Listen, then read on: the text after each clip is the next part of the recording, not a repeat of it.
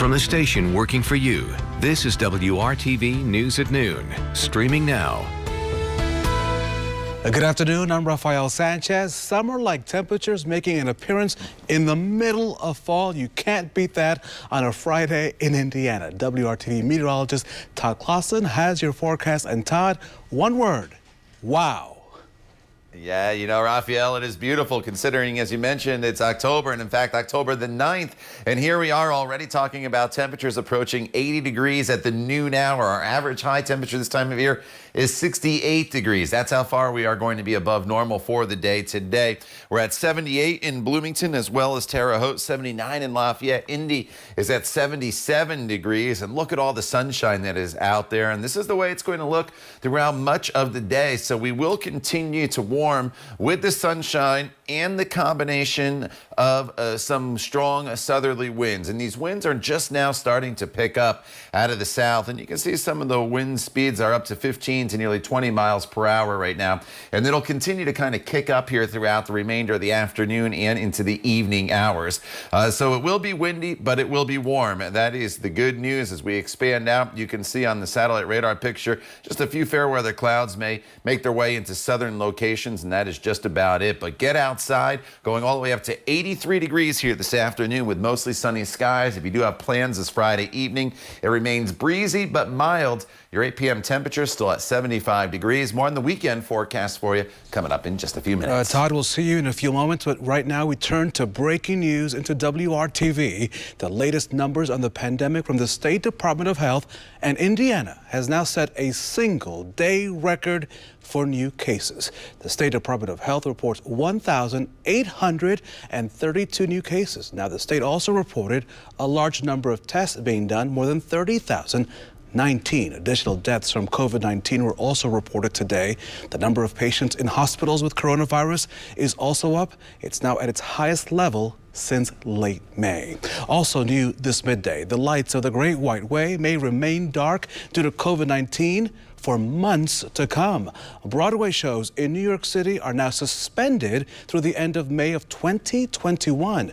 The Broadway League made that announcement this morning. Broadway theaters have been closed since March the 12th. What is still unknown is whether Broadway's decision will impact the touring productions that are scheduled for the Broadway in Indianapolis series. As of now, that series of shows is scheduled to begin in January of next year. Now we turn to Democracy 2020. President Trump vowing to hit the campaign trail tomorrow in Florida, claiming that he's recovered from COVID-19. The president and his Democratic opponent, Joe Biden, also continue to argue about the future of those remaining presidential debates. ABC's Elizabeth Schulze has the latest.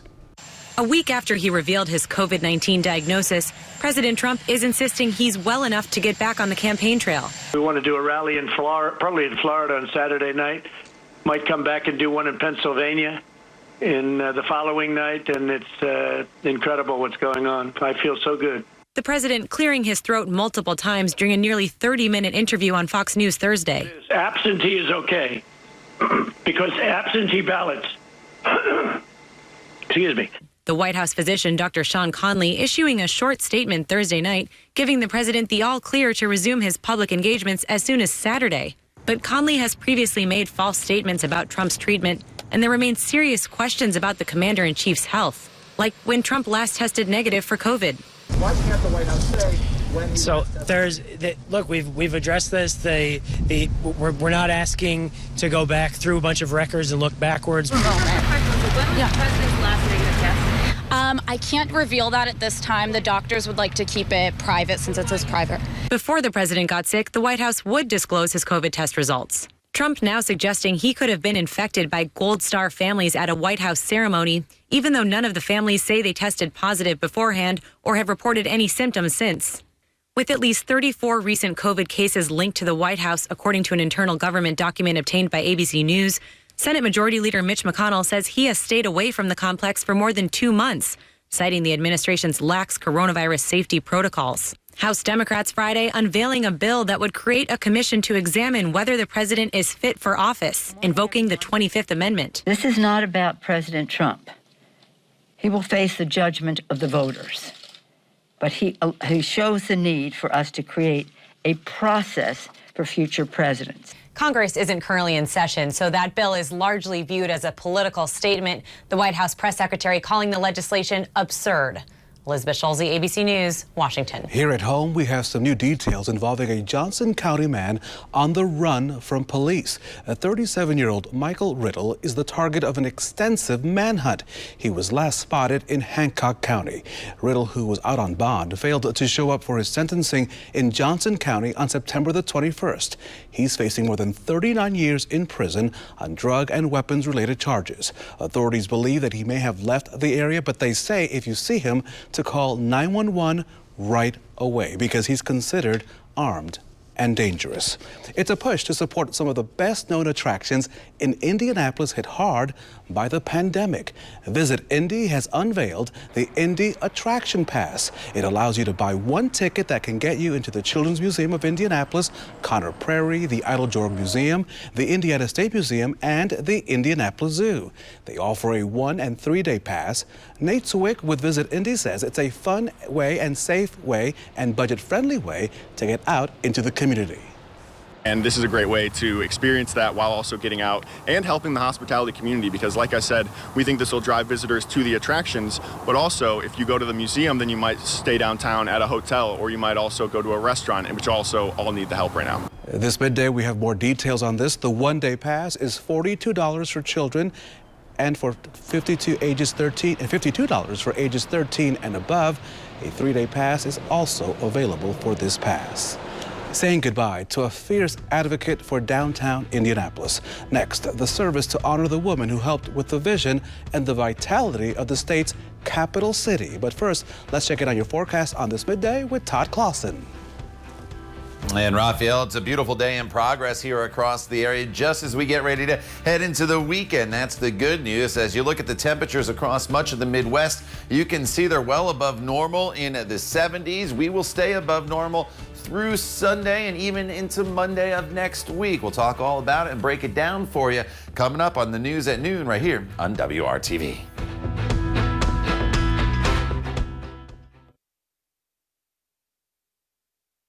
Today, one of the city's biggest cheerleaders was remembered for her inspiration and her imagination to make Indianapolis a world-class destination. City leaders honored the life and legacy of Tom Razan. The ceremony at Monument Circle was fitting for a leader who worked to make downtown better. Zahn was the founding president of Downtown Indy, Inc., which plays a big role in the major events that come to the Circle City. Zahn died last week and today was praised for her many contributions. We lost Tamara at an unprecedented moment in our city's history.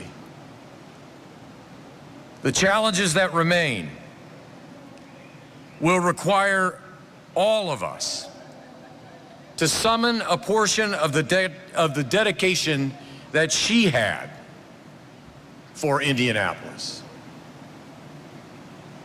We need her spirit now more than ever. She was a city icon. Zahn also received words of gratitude and thanksgiving from Allison Melanchthon with the Indianapolis Motor Speedway and former Indianapolis Mayor Bart Peterson. There's a boycott movement underway right now on the city's east side, and it's aimed at the home of some very famous burgers. Next, the dispute that has been sizzling now for more than a year. You're watching the news at noon on WRTV.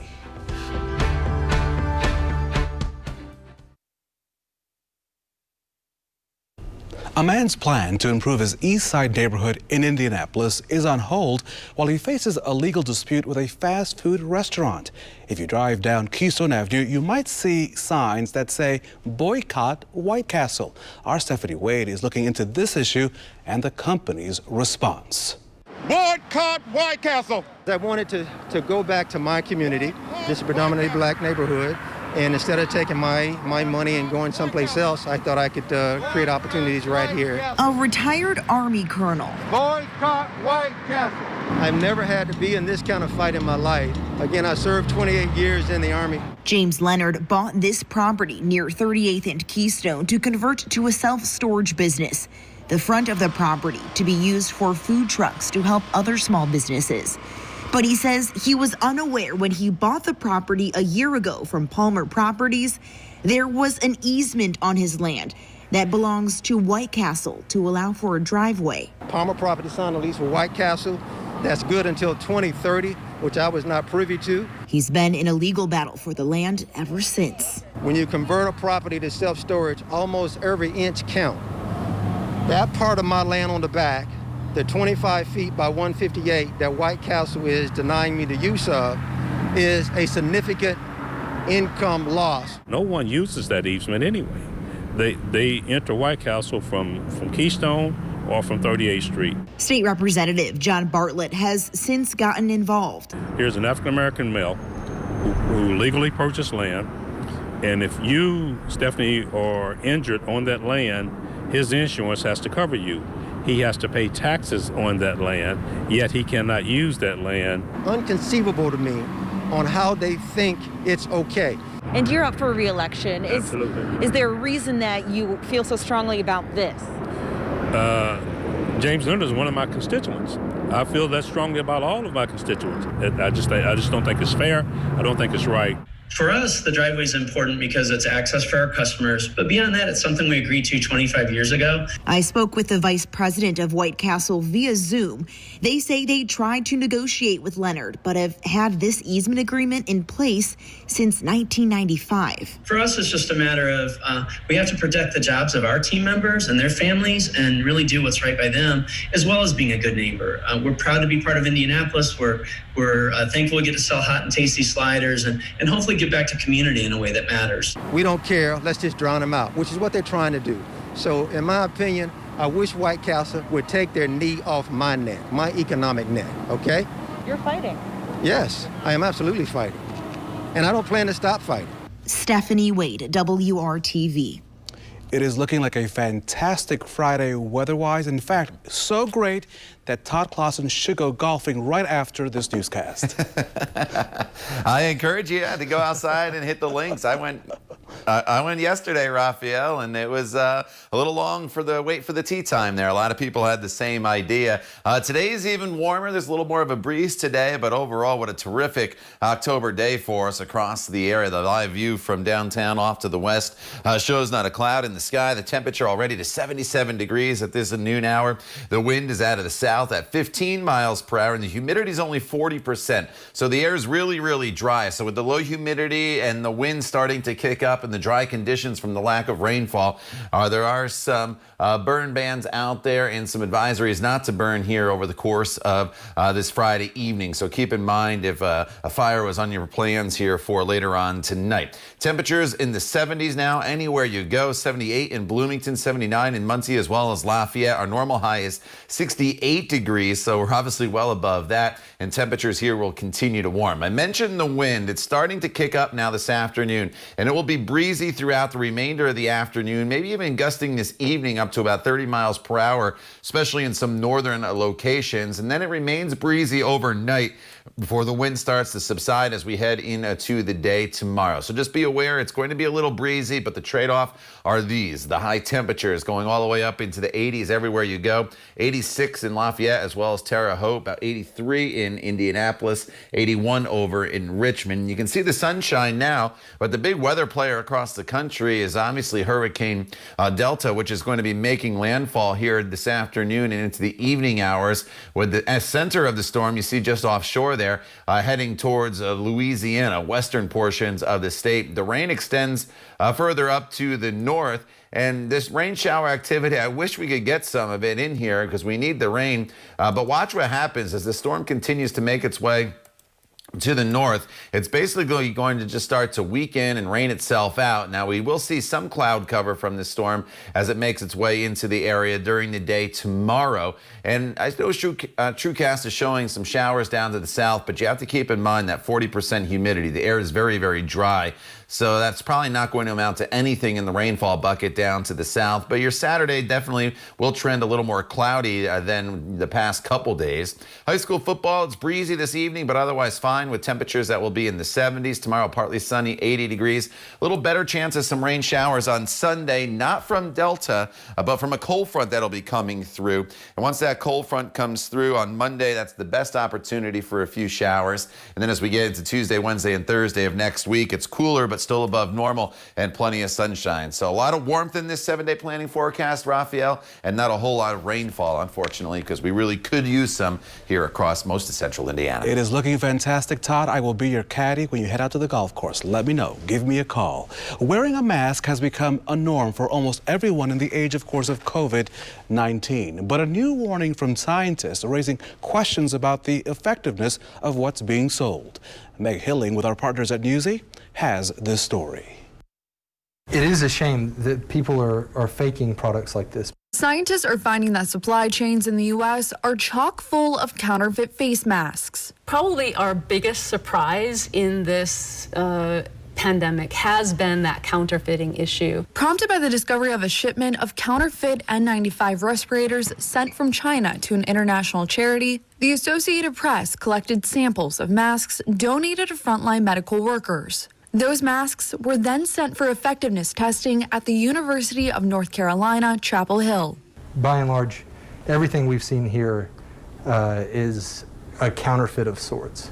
Philip Clapp, a researcher at the University Center for Environmental Medicine, Asthma and Lung Biology, ran a series of tests with his team that included fitting the masks with metal stems while researchers wore them, doing OSHA-required movements in an air chamber with charged particles. And this allows us to connect a particle counter to this space and measure the particles that are penetrating behind the or into the breathing space. While some of the masks did all right in testing, most of them scored poorly in efficiency ratings. A rating of 95 is standard with N95 respirators. But some of the bogus masks, they were as low as in the mid-30s. That could be extremely dangerous. If you're in an operating room and you're using equipment that's not doing its job, you may be highly vulnerable, and that's something that scares us, and that's why we investigate these cases. Clapp advises the public to pay attention to what mask they use to avoid falling victim to counterfeit ones. Currently, NIOSH doesn't certify any ear loop mask or respirator at this level.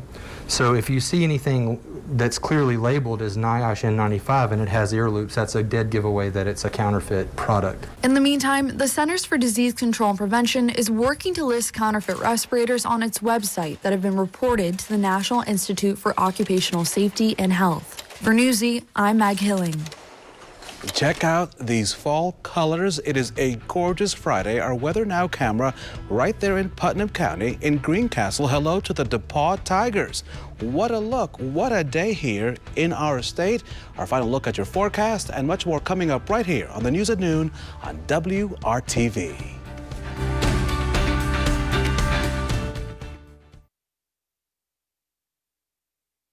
It's October, and that means we have an important decision to make just weeks from now. Do you vote for chocolate or for non-chocolate? It's a tough call as to which is the favorite type of candy for Halloween, and now a job search firm has a map with some predictions on what each state will choose. The firm Zippia used data from Google Trends to determine the favorite candy of each state. You can see this map is color-coded. The orange states favor chocolate candies, while the states in black, they favor non-chocolate treats. Here in Indiana, our favorite candy, Dum Dum lollipops, but I'll throw in Kit Kats, Almond Joy, Snickers, Twix, and Todd, on a day like today, you can work off whatever candy you choose. You can do it by either golfing or biking or walking. You have the perfect forecast. Yeah, get outside and enjoy the sunshine and work up an appetite for dinner. Or yeah, like you said, maybe burn off some treats that have had the past few days. 83, it's warm and breezy with sunshine. Tomorrow still warm, but a little more in the way of cloud cover, still dry. Then a 20% chance of a shower late Sunday. Better shower chances on Monday, but still not a lot in the way of rainfall. And then cooler but seasonable as we head into next week. Todd, have a great weekend. Don't forget, I'll be your caddy. We'll see you tonight on the News at 5. Have a great weekend.